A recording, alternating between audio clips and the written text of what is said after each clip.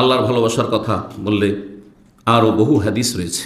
রাসূলুল্লাহ সাল্লাল্লাহু আলাইহি ওয়াসাল্লাম একটি হাদিস রয়েছে সহিহ বুখারীতে 15 নম্বর, সহিহ মুসলিমের 60 নম্বর হাদিস। সালাসুন মান কুন্না ফি, তিন শ্রেণীর মানুষ আছে বা তিনটি বৈশিষ্ট্য আছে, তিনটি বৈশিষ্ট্য আছে কারোর মধ্যে যদি থাকে, আপনার মধ্যে আমার মধ্যে এই তিনটি যদি গুণ থাকে, ওয়াজাদা বিহিন্না হালাওয়াতুল ঈমান, তাহলে ঈমানের মজা পাবেন আপনি।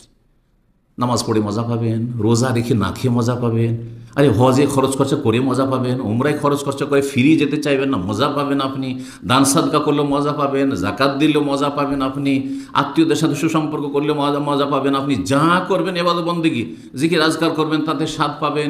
ইসলাম যে আপনি পেয়েছেন জন্মসূত্রে, এতে যে একটা স্বাদ আপনি অনুভব করছেন, এইটা যদি পুরোপুরি অনুভব করতে চান তাহলে তিনটি বৈশিষ্ট্য থাকতে হবে। কি কি বলেছে রাসূলুল্লাহ সাল্লাল্লাহু আলাইহি ওয়াসাল্লাম? আইয়াকুন আল্লাহু ওয়া রাসূলুহু আহাব্বা ইলাইহি মিম্মা সিওয়াহুম, দুনিয়ার সমস্ত কিছুর চাইতে, সবার চাইতে বেশি যেন আল্লাহ তার কাছে ভালোবাসার পাত্র হয়ে যায়, আর রাসূলুল্লাহ সাল্লাল্লাহু আলাইহি ওয়াসাল্লাম যেন তার কাছে ভালোবাসার পাত্র হয়ে যায়। আর দ্বিতীয় গুণ হচ্ছে ওয়া ইউহিব্বাল মারআ লা ইউহিব্বু ইল্লা লিল্লাহ, মানুষকে ভালোবাসবে কিসের জন্য? আল্লাহর জন্য। আপনাদেরকে আমি আল্লাহর জন্য ভালোবাসবো, এই নয় যে এর সাথে আমার দুনিয়ার স্বার্থ জড়িত আছে, এর কাছে আমি দাঁড় করাতে পাবো, এ আমাকে হেল্প করবে, এর সাথে আমার দুনিয়ার ক্ষমতার স্বার্থ আছে, এর সাথে আমার এটা আছে সেটা আছে, ব্যবসায়ী সম্পর্ক আছে, এইসব নয়, বরং আল্লাহর জন্য। আইয়ুহিব্বাল মারআ লা ইউহিব্বু ইল্লা লিল্লাহ, আল্লাহর জন্য ভালোবাসা, তৌহিদের জন্য ভালোবাসা, সুন্নাহর জন্য ভালোবাসা, ধার্মিকতার জন্য ভালোবাসা, তাকওয়ার জন্য ভালোবাসা, দিন শিখে আমিও দিন শিখা, দিন শেখার লোককে আমি ভালোবাসি, সেই জন্য তাদেরকে ভালোবাসি। কি কোথা থেকে এসছে সেটা দেখার বিষয় নেই, লা ইউহিব্বু ইল্লা লিল্লাহ।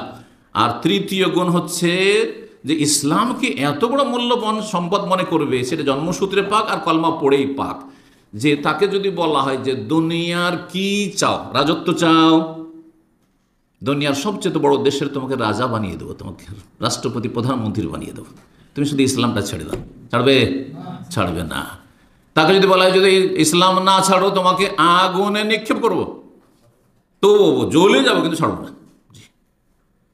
কুফরিতে ফিরে যাও, ওইভাবেই সে মেনে নিতে পারে না, ঘৃণা করে। যেমন কোনো ব্যক্তি স্বেচ্ছায় আগুনে ঝাঁপ দিতে চায় না, কোনো ব্যক্তি আছে যে স্বেচ্ছায় আগুনে ঝাঁপ দেবে? না, দেবেন। একমাত্র আত্মহত্যাকারী মূর্খ করতে পারে, যার নসিব দুনিয়া তো যা হচ্ছে আল্লাহর আযাব, এই আত্মহত্যা, আর আখিরাতেও আল্লাহ রাব্বুল আলামিনের কঠিন শাস্তি রয়েছে আত্মহত্যাকারীর জন্য। নবী সাল্লাল্লাহু আলাইহি ওয়াসাল্লামকে এক সাহাবী এসে বললেন, সেটিও সহিহ বুখারী মুসলিম হাদিস রয়েছে, যে ইয়া রাসূলুল্লাহ মাতা সা, কিয়ামত কখন হবে? কিয়ামত কখন হবে? নবী সাল্লাল্লাহু কি বলেছিলেন? ওমা আদাতালা, আরে কিয়ামত জিজ্ঞাসা, কিয়ামত কখন হবে, কোন সালে হবে, এটা বড় কথা নয়, তোমাকে কিয়ামতে হাজির হইতে হবে আসামির কাঠগড়ায়, তার জন্য কি প্রস্তুতি নিয়েছো? তখন তিনি কি বলেছেন? লা সেই, এমন কিছু নিতে পারিনি, শুধু ফরজটা কোনো আদায় করি। সাধারণ একজন মানুষ ছিল, হয়তো বেদুইন ছিল। তো ইল্লা আন্নী উহিব্বুল্লাহ ওয়া রাসূল, তবে আমি আল্লাহকে খুব ভালোবাসি আর রসুলকে খুব ভালোবাসি, আল্লাহকে ভালোবাসি এবং তার রাসূল সাল্লাল্লাহু আলাইহি ওয়াসাল্লাম খুব ভালোবাসি আমি। তখন নবী কি বলেছেন? আনতা মা মান আহবাবতা, তুমি যাকে ভালোবাসো তার সাথে তোমার হাসর হবে। আল্লাহকে ভালোবাসো, আল্লাহর দিদার পাবে, আল্লাহর দর্শন পাবে, আল্লাহকে দেখতে পাবে। আর আল্লাহকে দেখতে পাবে জাহান্নামে, জান্নাতে দেখতে পাবে, জান্নাতে সবচেয়ে বড় নিয়ামত হবে। এবং রসুলের সংসর্গ পাবে তুমি জান্নাতে, রসুল্লাহ সাল্লাল্লাহু প্রতিবেশী হবে তুমি জান্নাতে, যেহেতু তুমি রসুল্লাহ সাল্লাল্লাহু আলাইহি সাল্লামকে ভালোবাসো। 3 নম্বর আল্লাহর হক, সেটা হচ্ছে আল্লাহর কাছে আশা রাখা। আমল করে আল্লাহর কাছে ভালো আশা রাখবেন, ভালো আশা রাখবেন, দুনিয়ার ক্ষেত্রে ভালো আশা রাখবেন, পজিটিভ।